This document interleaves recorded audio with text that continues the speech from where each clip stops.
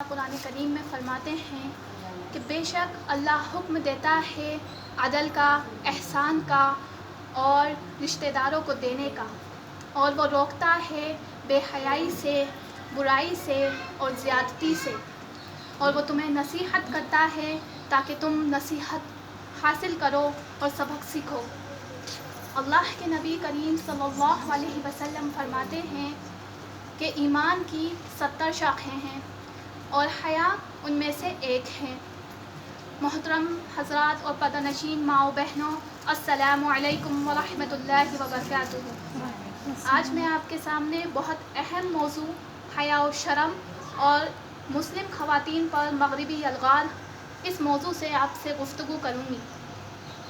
یہ اللہ کی بہت بڑی نعمت ہے کہ اللہ سبحانہ و تعالیٰ نے خواتین کے لیے کچھ ضروری معیار طے کیے ہیں اور اس میں بہت سی حکمتیں پوشیدہ ہیں۔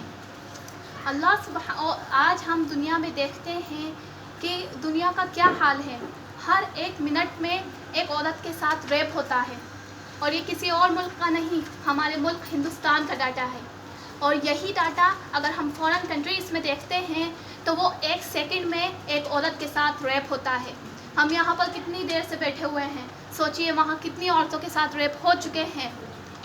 اور اگر یہ ڈاٹا ہم مسلم خواتین کے لیے دیکھتے ہیں تو یہ بنسبت کم ہے یا نہ کے برابر ہے۔ اور یہ کیوں ہے؟ کیونکہ مسلم عورتیں حجاب کرتی ہیں، وہ پردہ کرتی ہیں، تو یہ اللہ کی بہت بڑی نعمت ہے۔ تو اسے نعمت سمجھیے، اسے زحمت نہ سمجھیے، اللہ کی یہ نعمت ہے۔ اور یہ جو برقع ہے، اس پر میڈیا کا ایک پروپیگنڈا چل رہا ہے۔ وہ کہتے ہیں عورت پر اگر سب سے بڑا ظلم ہے تو وہ صرف اور صرف برقع ہے۔ آج پریگننسی میں بھوک کے مارے کئی عورتیں مر جاتی ہیں، یا دہیج پرتا سے کئی کے گھر برباد ہو جاتے ہیں۔ انہیں یہ ظلم نہیں لگتا، بلکہ ظلم کیا لگتا ہے کہ وہ ایک برقع ہے، اور وہ سب سے بڑا ظلم ہے ایک عورت پر۔ اور یہ سیکولر ملک ہمیں کیا نعرہ دیتے ہیں؟ یہ ہمیں آزادی کا نعرہ دیتے ہیں اور ہمیں آزادی کا دھوکہ دیتے ہیں۔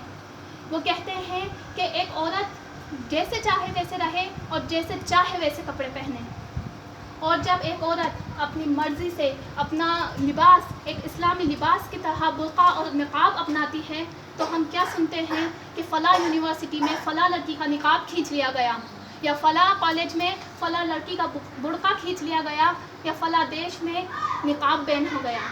اور اگر وہی خاتون اگر ویسٹرن لباس میں مغربی کلچر سے لباس پہنے ہوئے ان کے سامنے آتی ہے تو وہ اسے پروموٹ کرتے ہیں، اسے پروٹیکشن دیتے ہیں۔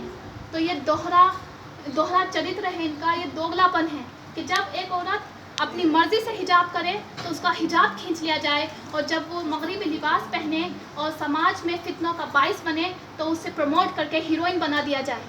یہ کہاں کا انصاف ہے؟ یہ صرف اور صرف دوگلا پن ہے، اور اس میں ہماری مسلم خواتین آ رہی ہیں۔ انہیں یہ دیکھنا چاہیے کہ ان کا قرآن کیا کہتا ہے، ان کے نبی کیا کہتے ہیں، اور یہ وہ کیوں کر رہے ہیں۔ کہ میں ایک واقعے سے آپ کو واضح کر دوں کہ ایک مرتبہ جب خلافت قائم تھی تو اسے گرانے کی بہت سی سازشیں ہو رہی تھیں۔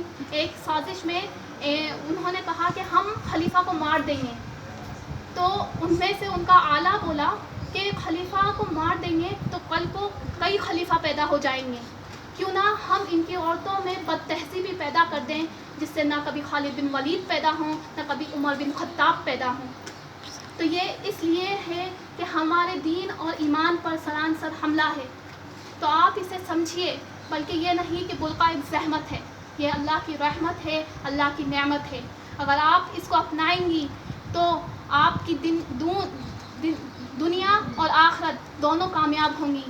آپ ان جنتی عورتوں کی ساتھی ہوں گی جن پر نعمتیں ہیں، اور اس جنت کی باسی ہوں گی جس میں باغ ہیں اور جس میں باغ کے نیچے نہریں بہتی ہیں۔ السلام علیکم ورحمۃ اللہ۔